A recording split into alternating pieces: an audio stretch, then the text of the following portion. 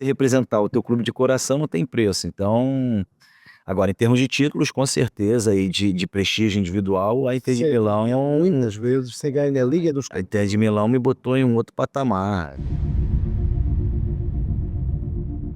Júlio César Soares de Espíndola, 45 anos, nasceu em Duque de Caxias, no Rio de Janeiro. Bem É vividos. um de 3 irmãos. Júlio, seja bem-vindo aqui ao Flash Score. Júlio, em 2023, ficou em nono lugar na lista dos melhores goleiros do século XXI, da 442. Quando se estreou em 97 pelo Flamengo, com 17 anos, estamos a falar do dia 13 de maio, não sei se é católico, já lá vamos. Vitória 1-0 frente ao Palmeiras. Imaginam que o seu nome estaria tantos anos depois nessa lista, nesse lugar? Primeiramente é um prazer estar aqui falando com você. Cara, eu vou te falar, vou ser bem sincero, às vezes eu olho para trás assim, dou uma olhada na minha carreira, eu acho que Papai do Céu, acho que me deu muito mais daquilo que eu imaginava, digamos, né.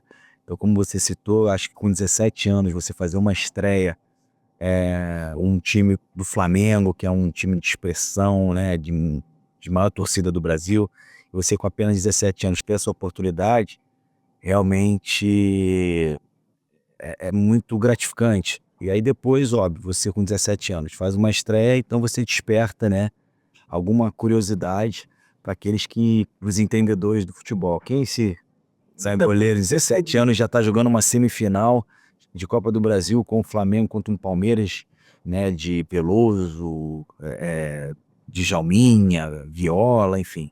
Então foi muito bacana essa estreia. Você sempre quis ser goleiro ou foi um acaso? Muita gente começa como centroavante, né? Eu levo um jeitinho com o pé, né, com os pés. E aí, no futebol de salão, eu comecei na linha, mas rapidamente eu migrei pro gol, porque era paixão, realmente. Era a minha paixão, era a baliza, então não teve como escapar. Ficou ali uns anos ainda no Flamengo, não foi uma coisa que estreia, efêmera e dá logo muito nas vistas e vai embora, não. Você conseguiu fazer ali uma carreira. Esses primeiros anos, quais são as memórias mais fortes que guarda desses primeiros anos de Flamengo? Olha, pergunta interessante. Eu acho que eu fiquei de 97 a 2004, dezembro de 2004. E em 97, depois da estreia, tive a oportunidade de jogar alguns jogos como titular, mas aí o Flamengo ficou com receio de me lançar tão jovem para um campeonato brasileiro, digamos. E aí acabei sendo segunda opção, e ali aproveitei para aprender ainda mais com os mais experientes, né? Guarda-redes, goleiros, né? E, e as memórias, assim, tem memórias muito boas, mas obviamente memórias também não tão boas, menos boas, porque eu peguei um Flamengo realmente que estava atravessando um momento financeiro muito complicado, né? E talvez por isso que eu tenha tido a oportunidade também cedo E de aí, da estabilidade? de estar na equipe de profissionais, porque caso o Flamengo tivesse dinheiro naquela época, investiria em goleiros e talvez eu não teria a oportunidade que eu tive tão jovem. Mas, cara, ganhei alguns títulos, assim, ó, nada de expressão, digamos, uma Libertadores ou um Campeonato Brasileiro, mas foi um trabalho maravilhoso, porque o Flamengo, a partir do momento em que passa por problemas financeiros, também passou, esse problema financeiro acabou migrando também para dentro de campo. Então, eu lembro que em 2001, de 2001 a 2004, nos 4 brasileiros que eu tive a oportunidade de jogar, o Flamengo brigou para não cair para a segunda divisão em 3 campeonatos. Então, por isso que tem uma identificação muito forte do Júlio César com a torcida do Flamengo, porque é como se fosse um título isso para a torcida, né, do Flamengo. O teu time que nunca Dá para cair e não cai. jogou uma segunda divisão, não desmerecendo a segunda divisão, não é isso, mas a gente sabe que é uma situação em que muitos torcedores, né, que não são flamenguistas, né, e por terem vivido com seus times o campeonato da segunda divisão, eles queriam que o Flamengo também jogasse. E aí eu ajudei, juntamente com os meus companheiros, esse feito que o Flamengo não jogasse, né? Sim, de uma relação tão forte que depois volta para encerrar o seu capítulo definitivamente, mas já quero ir a esse dia do fim, porque pelo meio você assina contrato logo com a Inter de Milão, mas vai para o Kievo. Fiz uma boa pesquisa, Se muda do Rio de Janeiro, como é que se muda do Rio de Janeiro para Kievo? Apesar de tudo, era um jovem, é de 20. Tinha 24 anos, então na verdade, quando teve essa possibilidade, né, de ter o passe na minha mão, porque o contrato com o Zé, eu saio livre, o meu pai estava conversando com o Porto, em Portugal. E aí a Inter de Milão veio, né, e demonstrou interesse. E aí, obviamente, por questões financeiras e outras situações, a proposta da Inter acabou sendo melhor. Só que eu fui numa janela de janeiro e eu não tinha passaporte comunitário, então eu contava como jogador estrangeiro. Então a Inter de Milão me deu a opção de ir para a Itália na janela de janeiro e ser emprestado para um time de menor expressão, ou ficar no Flamengo até junho, entendeu? E me apresentaria em julho de 2005 diretamente à Inter de Milão.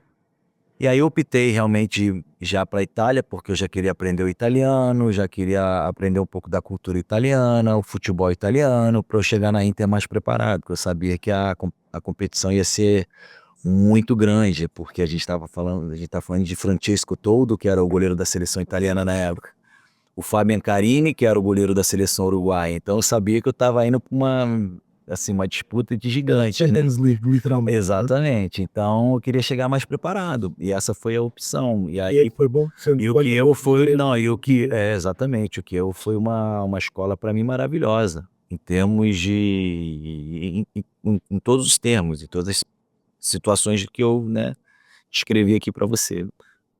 E foi um passo, é o clube onde você fica mais tempo e podemos dizer que é o clube onde você foi mais feliz porque você ganhou tudo o que havia para ganhar no Inter, não é? Eu acho que em termos de títulos, né, foi muito legal. Agora, mais feliz E o Mengão foi muito feliz no Mengão, apesar de, né, não tô sendo hipócrita não, porque o Flamengo, todo mundo sabe, é meu time de coração. Então você poder sair da arquibancada e se transferir para o campo e jogar e era representar, especial também. e você representar o teu clube de coração não tem preço. Então, agora, em termos de títulos, com certeza, e de prestígio individual, a Inter de Sim. Milão Muitas vezes você ganha a Liga dos a Inter de Milão me botou em um outro patamar, me botou no patamar dos grandes, né? Isso aí é. Cara, esse Júlio César era um Júlio César que realmente estava dando tudo certo. Foi um momento realmente em que. Porque eu acho que todo jogador tem esse momento, né? E eu acho que 2009, 2010, 8, 9, 10 para mim foi realmente um ano em que, sabe, quando eu entrava em campo, eu me sentia próprio um Superman com aquela capa vermelha, sabe? De falar. Tinha jogo que eu entrava e falava assim: hoje eu não vou tomar gol. E realmente, quando você tá com essa confiança, né? Tem um outro lado também, você tem que tomar cuidado. Porque eu passei por isso. O excesso de confiança realmente, ele é traiçoeiro. Mas foi um momento, eu me lembro, que eu não via ninguém na minha frente, com todo respeito. Com toda a falta de modéstia aqui, eu não via nem Buffon, nem Casilli, ninguém, com todo respeito. Até o meu amigo Dida, assim, meu amigo Dida também, na altura, que eu tenho um respeito enorme, o grande goleiro, aprendi muito com o Dida, mas aquele meu momento de 8, 9, 10, realmente eu não via ninguém na minha frente, não. E aquele intercampeão europeu? Com José Mourinho? Cara, aquele Inter campeão europeu foi uma família em que eu pude participar, que foi realmente incrível, né? Foi digamos, um conto de fadas, assim, foi realmente tudo muito maravilhoso, porque você conseguir ganhar as 3 competições mais importantes no mesmo ano, né? Poucos times tiveram esse feito. E a Inter de Milão foi um desses times. E num time que era um outsider, na verdade. Exatamente. Não era propriamente a grande favorita dele, porque havia um Barcelona de Guardiola Exatamente. que vocês Mas acho que o epicamente Mourinho ele fez um trabalho espetacular em termos de gestão de grupo, fazer com que todos os jogadores remassem para a mesma direção, sabe?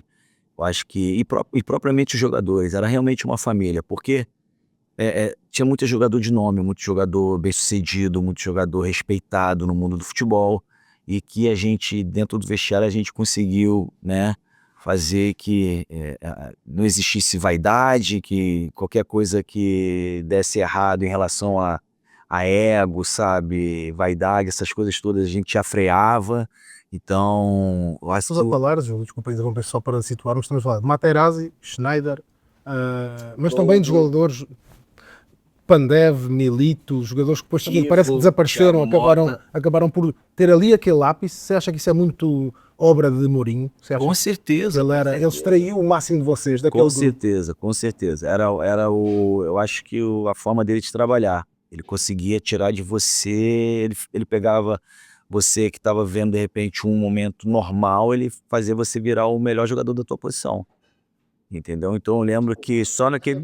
Então eu lembro que só nessa premiação da Champions League, todos os jogadores premiados foram jogadores da Inter de Milão. Júlio César, melhor goleiro, o Maicon, melhor defesa, o Sneijder, melhor centrocampista, o melhor médio, e o Milito, que ganhou melhor atacante e o melhor jogador da competição. Então, assim, o que mais a gente pode querer, né? Então, assim, foi uma coisa incrível, realmente. Eu queria ver consigo, lembrar rapidamente consigo a final, contra o Bayern de Munique. O que é que Mourinho diz para vocês quando chegam ali ao estádio? Eu acho que o legal do Mister não foi nem só na final. Foi um momento em que nós vimos que nós poderíamos ganhar as 3 competições. Nós nos vimos diante das 3 competições e com possibilidade de vencer. E aí eu lembro de uma reunião do Mister que ele falou, olha, ele foi bem assim breve na reunião, falou assim, ó, temos 3 competições para ganhar. Vocês escolhem. Ele botou a responsabilidade para cima da gente numa situação assim, cara. O que eu podia fazer, eu fiz, né? Que é o seguinte, preparar esse time para chegar onde ele chegou agora, Já fiz a minha parte. né? É claro que depois ele, né, tem ali dentro dos jogos, né, a Roma na Copa Itália, Siena, que foi o último jogo do campeonato onde nos consagramos campeões italianos, e quanto vai de Munique, é óbvio que ele, né, tem que preparar ali tática, tudo, mas em termos de grupo, assim, de homens vencedores, de grupo vencedor, de jogador, né, já com aquela confiança inflada, ele chegou e falou assim, agora é com vocês, porque a gente pode ganhar de 3, a gente pode ganhar 3, de 3 a gente pode ganhar 2, né, de 3 a gente pode ganhar 1, ou de 3 a gente pode ganhar nenhuma. Então vocês, ó, né, tem que... Aí eu me lembro perfeitamente dessa reunião, e aí, cara, foi onde tudo realmente começou a fazer sentido, né, dentro das palavras dele. Aí a gente ganha da Roma 1-0, depois a gente vai a Siena, ganha de 1-0, e a gente chega nessa final já inflado de confiança, né, com a confiança acima. Eu lembro que o Eto'o também, por ter tido já a experiência de ter ganho a competição, porque eu lembro que naquele grupo atual da Inter, acho que só o Eto'o, se eu não me engano, Já vimos a fome. não, que tinha ganho a Champions League. Já vimos muita fome todos os outros para ganhar, porque ninguém tinha ganho. Sim, mas você vê um Eto'o que já tinha ganho também, e que vinha de um ano maravilhoso com o Barcelona, onde ele conquistou os 3 troféus. Então o Eto'o, ele conseguiu um feito maravilhoso, acho que o único jogador no futebol, ele ganhou as 3 na Espanha e depois as 3 na Itália. Então assim, tu vê o Eto'o se posicionando, falando, né, motivando, você, pô, isso tudo é válido, né? Então foi uma Inter de Milão que chegou na final ciente daquilo que tinha que fazer, né, e muito forte psicologicamente, e mais uma vez, com a confiança muito, muito E forte. você teve alguma preparação especial por si? Não, eu acho que assim, as coisas ela começam a agir com uma certa naturalidade, né, então acho que você, quando começa a ganhar, isso também foi uma frase do Eto'o, que quando você começa a ganhar, a vitória, ela te traz outra vitória, sabe, você entra num ciclo sem fim, você se sente imbatível. Torna-se um vício ganhando, né? É isso aí. E aí é óbvio que, né, dá o friozinho na barriga, você tá, pô, entrando para jogar uma final de competição europeia, que é o sonho de todo jogador, jogar uma final de Champions League, né? Mas depois que a bola rola, você, né, começa a se concentrar no jogo para tentar fazer o teu trabalho da melhor maneira possível, né? Tem algum lance dessa final que você lembra? Lembro perfeitamente. Eu lembro do começo do segundo tempo, logo na saída de bola do Bayern de Munique, que eu me encontro cara a cara com, acho que é o Gomes ou o Müller, não sei qual dos 2 jogadores agora, e que ele toca e eu caio pro lado esquerdo e consigo salvar com os pés. né? Então ali foi uma defesa realmente muito importante, porque foi na saída de bola do segundo tempo, onde nós estávamos ganhando de 1-0. Então ali, caso a gente ganhe, aí tem uma entrevista do Mourinho, inclusive, que ele fala, né, desse lance, porque o Mourinho, ele era um tipo de treinador que ele falava para mim antes do jogo: ó, preciso de você 1, 2 vezes por partida, né? E quando eu precisar de você, você tem que estar lá. Então, para você ver o tamanho da responsabilidade que eu tinha nas costas, porque é, porque assim, quando você joga num time como o Inter de Milão, como o Milan, como grandes times, né? Quando você é goleiro de grandes times, você não tem tanto trabalho, né? E aí, quando a bola chega, você tem que estar preparado, né? Senão, botam outro no seu lugar. E agora como é que você olha para o José Mourinho? Ele continua em atividade, está noutra fase da carreira. Ele depois teve aquele super Real Madrid, não é? Aqui há Mourinho contra Guardiola, virou uma coisa épica. Mas depois como é que você olha para Mourinho agora? Você vê um homem diferente, você vê... Cara, eu vejo assim, em termos profissionais é difícil falar, porque, né, depois que ele saiu da Inter de Milão, nós não tivemos mais a oportunidade de trabalhar juntos.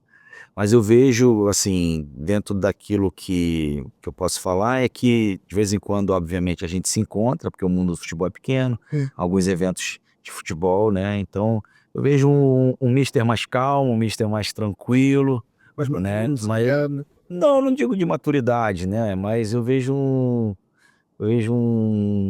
Mourinho mais leve, digamos assim. eu diria que você tem vários capítulos na sua carreira. É, foi 23 anos de... Você tem esse ápice grandão, né, que você está bem lá em cima. Depois daí até à Copa do Mundo, você passa ali um momento problemático, digamos assim, que coincide com um problema ali numa partida da Copa América, em que o Brasil é eliminado. Penso que é da Copa América, já agora deixa-me só ver. Copa do Mundo. Copa do Mundo com a Holanda, exato. Há uma cobrança muito grande em cima do OC. É um desentendimento com o Filipe Melo, se bem me lembro, não é? Exatamente. Foi uma bola que o Snyder foi Copa do Mundo, foi quartas de final da Copa do Mundo 2010, em que o Snyder ele bota uma bola para dentro da área e eu e o Felipe a gente acaba indo na mesma bola, a gente se esbarra e a bola passa pelos dois e acaba entrando. Marcou esse Marcou por quê? Eu vou te explicar. Não pelo erro em si, mas é pelo momento que a gente estava vivendo no jogo. A gente estava muito bem na partida, a Holanda não estava fazendo muitas coisas, e depois que a Holanda achou esse gol, que foi um gol achado, digamos assim, aí a história mudou um pouco, mas a gente estava bem soberano na partida. Então isso que me entristece mais, né? Deu muita Porque cobrança a pública em Holanda... cima de você, não porque foi?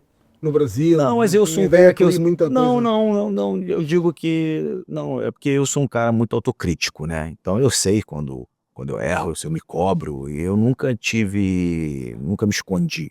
Então eu lembro que depois dessa partida, eu fui dar entrevista pro Tino Marcos, da Rede Globo, né? E tava num momento realmente muito emotivo, e eu tive que segurar ali a emoção por causa da eliminação, né? Mas é aquilo que eu falo. Eu cheguei na Copa do Mundo realmente como o melhor goleiro do mundo, entendeu? E o excesso de confiança às vezes é aquilo, te atrapalha, né? Acaba sendo traiçoeiro. Mas e aí depois eu acho que o time, né, não estava rendendo mais o que estava rendendo, que conseguiu render no primeiro tempo, e a gente acabou sendo surpreendido também com o segundo gol, né, numa bola de escanteio, e o Snyder acabou fazendo o segundo gol e fomos eliminados, entendeu? E eu te explico por quê.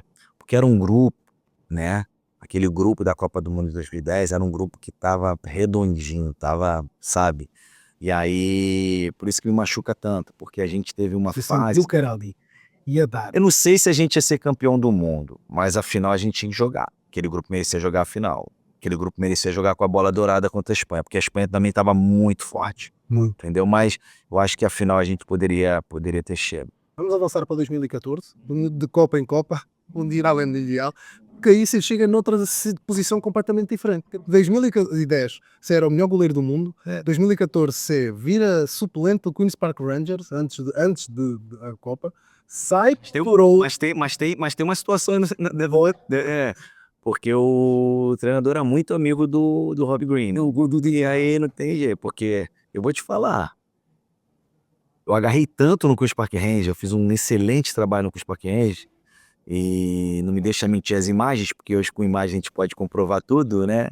Então, assim, foi um ano realmente em que, cara, foi Foi espetacular essa individualmente dizendo, né? Mas só que chegou o Harry Redknapp, e a gente tem que respeitar, sendo amigo ou não, não interessa, botou o Rob Green. E aí realmente eu passei por um momento complicado em que que eu não estava jogando com o Spaquena, mas o Filipão estava me convocando. Então eu tinha que arrumar um clube até para justificar a minha convocação. E aí eu fui parar no Toronto. no Toronto. É. Foi parar, essa expressão é sintomática. Como é que Não fui parar porque eu como é nunca que me aparece, mais. como é que aparece o Canadá assim na sua Então, vida, porque eu né? nunca. Porque na verdade Era de fora do vez. eixo normal. Exatamente. E a Copa do Mundo se aproximando, e sabe que goleiro tem que ter ritmo de jogo. E aí eu fui pro Toronto, mas realmente foi uma passagem rápida, mas foi uma passagem muito, muito, muito boa, porque eu conheci, né, o futebol, digamos, americano, mesmo morando no Canadá, mas para mim foi uma experiência maravilhosa, né? E desde já agradeço o Toronto FC por ter me dado a oportunidade, né, de ter ido lá e demonstrar o meu trabalho também, de buscar ritmo de jogo também para jogar uma Copa do Mundo. O José Mourinho foi importante, como já referimos. O Scolari também foi muito importante, porque ele é realmente o cara que acredita em você quando pouca gente parecia. Mas é porque, é assim, às vezes a pessoa que não está dentro do ambiente, né, não sabe o que está se passando, mas o Luiz Felipe Scolari é um treinador que ele me conhecia desde os meus 22 anos de idade, né, eu fiquei brigando com o Rogério Ceni ali até o final na Copa de 2002 se a gente ia ou não para a Copa do Mundo, quem iria, né, e acabou indo o Rogério, é, com méritos também, porque, né, são 3 goleiraços, o Marcos, o Dido e o Rogério, eu era um jovem, né, e no Brasil tem essa cultura, de repente, de levar um terceiro goleiro jovem para preparar já. E o Scolari gostava muito de fazer isso, até aqui É. E aí, dos Harry Potter, Portugal também levou, nem a grande surpresa. aí acabou que eu não fui em 2002, mas o Filipão sempre acompanhou de perto o meu trabalho. Marcou muito essa, porque eu lembro-me que, mesmo à distância, na altura Jefferson, no goleiro do Botafogo, estava em grande forma, Goleiraço. disso, e de Mas não repente só o Scolari Jefferson, meio que tá? bate o pé e diz, Não, não, é o Júlio, e vai o Mas não só Júlio. o Jefferson, o Vitor também. Sim, também. O Vitor estava vivendo um momento no Atlético Mineiro, absurdo, assim. Mas aí Mas assim, o o Brasil Scolari sempre. fala consigo, É como porque como é que surge esse processo? porque o treinador, ele tem aquela coisa da confiança, da posição, né? Tem isso. Vamos ver, falar que Parreira tinha o Dida, né? O Filipão tinha o próprio Marcos, né? O Marcão, né? E depois veio a ter comigo também. Então, assim, cada treinador também tem essa particularidade com o Carlos Alberto Parreira e o Zagallo comigo. Então, tem essa coisa, né? O xodó. Não digo xodó, não. Eu não sei se é superstição, não sei se é confiança mesmo, mas todo treinador tem isso. E funcionou muito bem, porque você contra o Chile tem o seu momento de redenção nacional. Acho que foi. É um dos cantos mais marcantes da sua carreira. Ah, sim. Pô, ali foram 200 milhões de torcedores comigo naquele jogo ali pra pegar aquelas bolas que eu peguei ali, o pênalti, né? Você pega dois. Do Pinilha e do Alex Sanches, né? Então, pra mim, foi incrível aquele momento. Pô, depois que a gente se classificou para as quartas de final, depois daquele jogo, foi uma coisa maravilhosa, porque é o momento que o goleiro aparece bastante, né? E você tinha aquele passado recente, né, de algumas dúvidas. Você chega ali e a luta que é você. Era só você que ia decidir a Zila e você decidiu. Lembra-se do que é que sentiu no momento em que pega aquela segunda bola? Penso que foi Cara, era o Alexis Sanches. muita alegria, né? Muita alegria, muito alívio também, porque, né, a gente jogando. Estava grande. Não, porque você jogar uma Copa do Mundo no Brasil, né? Já jogar uma Copa do Mundo já é uma pressão. Imagina jogar no Brasil diante dos teus torcedores, né? O Mineirão tava lotado. E aí, cara, quando a gente consegue passar de fase, acho que não só para mim, mas para todos nós ali do grupo, propriamente os torcedores também, porque a Copa do Mundo, cara, E aquela hora em casa. é uma Era- coisa maravilhosa, né? É um evento maravilhoso. E aí, pô, foi todo tipo de sentimento possível, né? Emoção, alívio, alegria, felicidade.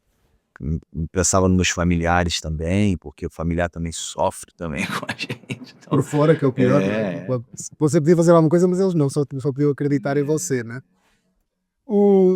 Lá está, é inevitável, porque passado poucos dias você sofre um desgosto, o Brasil, os tais 220 milhões sofrem um desgosto que é difícil de para apagar. você ver como é que é futebol. Por isso que futebol é tão apaixonante, cara. Porque no momento você tá, né, no ápice, no auge, 3 dias depois acontece o que aconteceu com a Alemanha, que foi realmente, eu acho que para quem estava envolvido naquele jogo, eu digo jogadores, profissionais, treinadores, staff, enfim, acho que é acho que é o momento mais difícil, assim, profissionalmente dizendo, Você sabe. lembra na preparação e ali no quando você saiu muito Eu lembro que nós tínhamos perdido o Neymar, né, que era um jogador importantíssimo para nós, olhava nas costas era o nosso craque, era o nosso ponto de referência, assim, e aí realmente foi um baque internamente, né, essa situação que aconteceu com ele. Não estou aqui justificar o que aconteceu, mas realmente a perda do Ney foi porque não só pelo jogador, mas pelo o menino naquele momento, que ele representava também fora de campo pra gente. Era um moleque muito feliz, muito alegre, transparecia isso para todo mundo, né. e jogava muito. Jogava muito, ele desequilibrava muito, né. Aquele O Neymar. Neymar, para mim, sou suspeito de falar, ele, Ronaldinho, esses tipos de jogadores, assim, são especiais. Tem esses jogadores, depois vem todos os outros, né, tem Neymar, Ronaldinho, Messi, Ronaldo, Zico, né, depois todos os outros vêm. Porque não tem jeito. Prateleira à parte. A prateleira, eles têm lá a prateleira deles. E e aí a preparação, acho que foi uma situação também que nós não tínhamos o Luiz Gustavo, né, o meio-campo que estava, né, muito bem, e não tínhamos o Thiago Silva, não jogou também, então teve ali 3 peças importantes, né, que não podiam que não jogaram, mas aí, eh, eu acho que a Alemanha de fato foi merecedora, porque era um grupo que já vinha sendo preparado desde 2006, quando eles foram eliminados em casa na semifinal com a Itália. Eles foram eliminados na África do Sul com a Espanha na semifinal e foram ganhar a Copa em 2014 no Brasil. Era um grupo muito sólido, um grupo, né, que se conhecia bastante, isso faz toda uma diferença, não tenha dúvida. E a gente, até então na Copa do Mundo, a gente não conseguiu jogar um jogo que convencesse a nós mesmos, sabe, que merecíamos ganhar aquela competição em casa. Depois nos momentos difíceis isso nota-se. Mesmo tendo ganho a Copa das Confederações, né, que foi um jogo fantástico que nós fizemos contra a Espanha, né, que era a atual a melhor seleção do mundo naquela época, né, e a gente conseguiu fazer um jogo incrível, mas eu acho que o que pecou muito para esse grupo foi não ter jogado as eliminatórias. Porque a eliminatória, ela te dá um preparo importante a nível de grupo, a Jogar nível de amistoso jogo. não é a mesma coisa, de maneira nenhuma. Não, e foram poucos amistosos, né, e às vezes você não joga um amistoso, assim, né, a nível de Copa do Mundo, né, com seleções a nível de Copa do Mundo. Você joga uma seleção ali que, com todo respeito, né, a É como, Espanha, olha, é outra coisa. por culpa do calendário, com uma série de situações. E aí eu acho que não jogar as eliminatórias foi também um fator primordial para que a gente não chegasse bem na Copa do Mundo. Você lembra quando estava aí para o intervalo a pensar, não é possível isto, pô. Cara, tá acontecendo que, assim, eu não vou dizer que é clima de velório, porque realmente a gente não pode comparar futebol com a perda de um ente querido, um familiar, né, não tem nem como comparar. Mas vou te falar, é complicado, porque, assim, você tá jogando uma semifinal no Brasil, eh, e você tá perdendo de 5-0 e voltar para jogar o segundo tempo, cara. Como é que foi esse intervalo? Como é que estava esse balneário? Não, um intervalo, muito silêncio, óbvio, mas e aí o Thiago Silva, né, ele, como era o capitão do time e não pôde estar em campo para ajudar a gente naquele jogo, ele sentiu, não vou dizer meio na obrigação, né, mas o Thiago é um bom menino, o Thiago sempre foi um bom comunicador, assim, internamente. Então, ele começou a tentar, né, botar a galera para cima, mas realmente era muito difícil, porque a Alemanha estava jogando um futebol redondinho, estava tudo encaixando, Aquele dia tudo, parecia que todas iam e entrar. a gente não se encontrou naquele jogo, a verdade é essa. Veio para Portugal depois, para o Benfica, não foi para o Porto, quando saiu do Flamengo, mas veio para o Benfica e cruza-se com o Jorge Jesus nessa altura. O seu sorriso acho que já diz tudo. O Mister era um amigo, o Mister era um amigo. Eu queria começar até quando você já não está com o Jota Jorca, porque o Jorge Jesus disse numa entrevista que você foi fundamental para a ida dele para o Flamengo, que foi importante É, no sucesso dele. Eu apanhei uma declaração dele em que ele diz: Sei que ele, enquanto ídolo da torcida, falou com os capitães, explicou como ele era como técnico. Quando lá cheguei, ninguém se admirou com os gritos. Soube depois pelo Diego Alves e pelo Diego Ribas que o Júlio tinha falado com ele. Mas foi isso.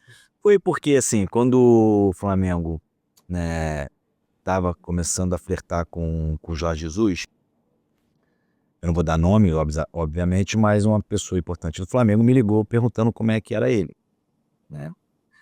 E aí eu falei, olha, assina ontem, né? Eu falei, é um modo que nós temos de dizer o mais rápido possível. Eu falei, ó, assina ontem porque, cara, ele tá dando sopa.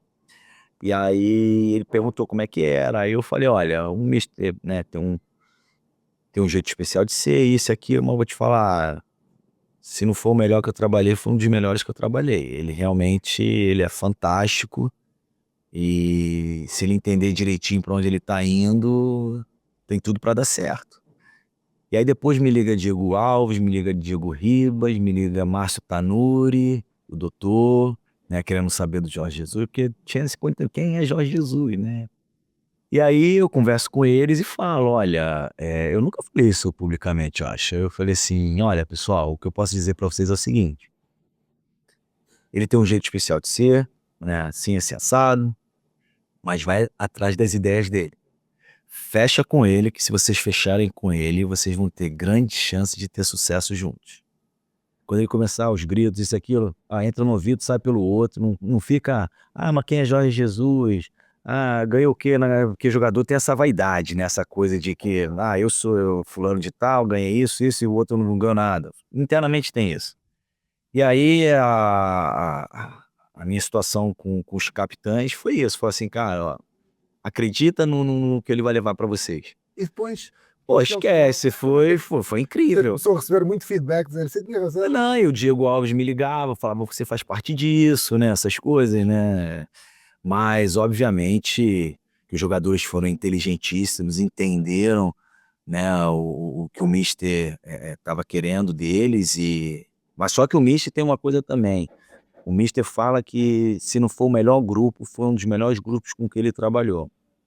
Né, que o grupo do Flamengo, aquele grupo, principalmente de 2019, era fantástico, porque às vezes ele queria dar folga e os jogadores não queriam, e às vezes ele ia pedir para fazer algum tipo de trabalho extra, alguma coisa, os jogadores já estavam fazendo, então assim... Não era só o talento, havia tudo. Encaixou tudo. E o JJ falou consigo, o Jorge Jesus falou consigo, em algum momento desse percurso do Flamengo, ligou a dizer obrigado, ou não? Não, mas, pô, eu sou muito amigo do mister, adoro o mister, principalmente depois que ele fez com o meu time, né, depois que ele foi lá no Se celebrava aqui, estava aqui. celebrava muito, claro. Pô, aquela final de 2019 foi maravilhosa, da Libertadores, né, e eu tava com meu filho na arquibancada, até imagina. Mas eu não tinha dúvidas. Agora é óbvio, né, que a bola tem que entrar. Futebol é assim, por mais competente que você seja, a bola não entra, é complicado. Mas eu não tinha dúvidas, né, que o mister ia fazer um excelente trabalho lá. E ele hoje, né, ele reconhece isso, a torcida do Flamengo, o quanto, né, assim, quanto gratificante foi para ele, né, essa passagem no Flamengo. Eu não sei se ele vai voltar, né? Não é? E a seleção brasileira? Você viu como selecionador brasileiro? Quase sempre volta. Via. E respeitando os treinadores do Brasil, assim, os treinadores brasileiros, que eu adoro também, são super competentes. Mas o Jorge Jesus na seleção brasileira acho que ia fazer um trabalho magnífico, sem dúvida nenhuma. Você acha que ele podia ser a virada de chave que o Brasil está a precisar? Porque os jogos do Brasil não estão a ser Eu acho que, assim, seleção brasileira é complicado, né? Porque você não tem muito tempo para trabalhar, você não tem muito tempo, não é igual um clube, que nem é no dia a dia, né? É difícil, é difícil. Então, assim, o Dorival, acho que ele tá fazendo um trabalho excelente. Agora, as coisas têm que acontecer, né? Por exemplo, o último jogo agora com o Uruguai, né? Jogaram bem, criaram algumas oportunidades, mas a bola não entra. entraram muito forte. Exatamente. Então, assim, mas o Dorival é um excelente treinador. A gente não pode nunca, né, desmerecer o trabalho do Dorival, né, nos últimos anos que ele vem fazendo no Brasil, entendeu? Os títulos que ele conquistou. Também deu um título bastante importante ao seu clube. Exatamente. Dois, na verdade. E depois ganhou contra o meu clube só. Depois ele ganhou do meu clube. Não saindo dos técnicos, nessa sua primeira época de Benfica, cruza-se com o Ruben Amorim. O Ruben surpreende o caminho de Incrível, do Ruben agora no Manchester United. Incrível. Você já Mas havia é ali, merecedor. já havia ali um técnico à sua frente? Sim, eu conheci pouco o Ruben, né? Eu conheci pouco Foi o uma época, Ruben. penso que foi aquela Foi uma época que primeira. foi a minha primeira época. Acho que ele não jogou tanto, mas eu acho que jogador de meio campo tem essa facilidade, tem esse feeling, né? De treinador. Guardiola. O Pirlo. jogador de meio campo, ele joga numa posição em que, né, a leitura do jogo é quase que fundamental, né? Mas o Ruben realmente, cara, fez um trabalho no esporte. E eu acho que o torcedor do esporte tem ele hoje como um dos grandes ídolos, né? Porque Estão órfãos um pouco, né, com esta saída. mas o Ruben, eu acho que tem tudo para fazer um grande sucesso como treinador, não só ele, mas como o Felipe Luiz agora também no Flamengo, né? E eu fico feliz de ver, assim, ex-companheiros, ex-colegas hoje migrando, né, para esse mundo. Ficou surpreendido com a escolha pelo Filipe Luís e como é que tem avaliado? Não.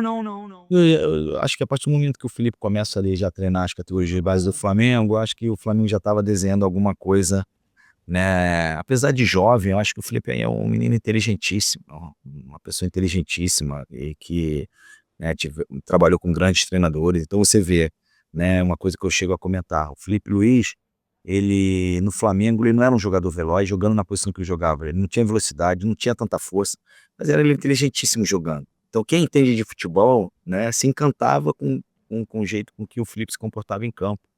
Você acha que Entendeu? ele transporta isso Com certeza, sem dúvida nenhuma. Eu queria voltar à Copa 2010 porque apanhei aqui na pesquisa que no final do último almoço da seleção do Brasil, em 2010, na Copa 2010, na despedida da concentração da seleção, você fez um discurso emotivo para todo o mundo Como é que você soube disso? e prometeu voltar em 2014. E como é que você Você lembra desse discurso? Mas como é que você soube disso? Ali, fiz a minha pesquisa. Saiu isso em algum lugar? Sabe que a primeira pessoa que me fala sobre isso? Sim, foi, porque eu acho que é como eu falei, aquele grupo ele já estava vivendo coisas juntos há 3 anos em que eu acho que a gente não merecia sair naquele momento da competição, entendeu? E aí realmente eu pedi a palavra e falei do Dunga, nosso treinador, né, que era um treinador fantástico, principalmente em termos de gestão de grupo, porque, né, ele era um cara que batia de frente com a imprensa, ele blindava muito o nosso grupo, né, e que ele tinha escolhido ali aqueles 23 para estar representando o Brasil, enfim. Eu lembro que realmente foi um discurso bacana, emocionante, e que muitos dos jogadores depois vieram comentar comigo, o próprio Dunga também. Foi legal, foi uma coisa positiva, digamos. Os seus ex-colegas e amigos dizem a você isso, que você é um cara com o dom da palavra, que você consegue motivar as pessoas. Você pensou assim, Então dá para ser político. Se eu tenho dom da palavra, dá para ser político. nunca pensou ser técnico, Gil? Não. Técnico não. Técnico não. Nunca me passou na cabeça. E agora, estamos aqui à mesa, sentados, num restaurante em Cascais, já agora, com vinho que é seu. Qual é a história? Porque agora queria saber o que é que você faz depois. Olha, hoje eu tô empresariando jogadores de futebol, né? Tentando trazer um pouco da minha experiência como jogador, de ter trabalhado com alguns grandes empresários, de ter tido coisas negativas e coisas positivas, né? Até Você conhece extra-campo, entendeu? Então eu quero trazer um pouco do mix disso tudo, né? E trazer para dentro da JC2 Esportes, que é a minha empresa hoje, para que a gente consiga aí, de repente, representar alguns atletas e fazer com que os atletas, né, consigam realizar seus sonhos e se tornarem jogadores profissionais bem-sucedidos. E você está a trabalhar já com alguém que esteja com destaque no mercado ou ainda está a iniciar? Já. Não, tem alguns jogadores jovens, né, e tem outros jogadores também mais cascudo assim, mas preferia não dizer, sou muito... E esse vinho aqui é uma situação em que, né, um produtor italiano, né, chama Fábio Cordella, de família, 300 anos que eles, né, produzem vinho. Criou um brand chamado The Wine of the Champions, e ele usa a imagem de alguns ex-jogadores, né, para comercializar. Então ele produz e a gente junto com ele, a gente empresta a nossa imagem, né, e ele conseguiu fazer o próprio time dele, porque o Fábio Cordella voltou a ser diretor esportivo hoje agora de um time francês, e ele era diretor esportivo antes, e ele quis criar o próprio time dele. Então através do vinho ele criou esse projeto, e aí nós temos... Dos bebedores, não é um time de jogador. Não, de jogadores e bebedores. Então, assim, nós temos hoje envolvido no projeto Ronaldinho Gaúcho, Roberto Carlos, Júlio César, John Terry, Adriano Galliani, que hoje é o diretor do time, digamos assim. Né? Tem o Assis, irmão do Ronaldinho Gaúcho, que é o presidente, né?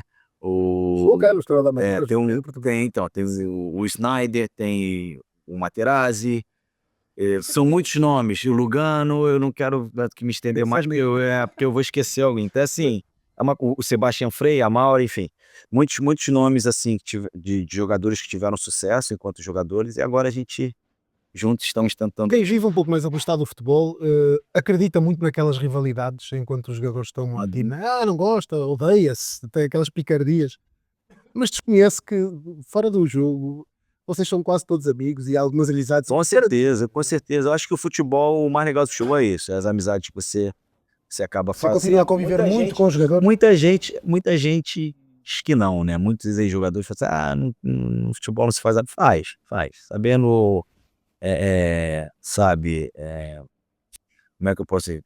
Se tiver um relacionamento, um certo período que você joga junto e criar realmente um laço de irmandade, digamos, acho que você consegue estender isso pós-carreira, entendeu? Você vive aqui em Cascais ou em Lisboa? Vive em Lisboa. Como é a sua vida agora?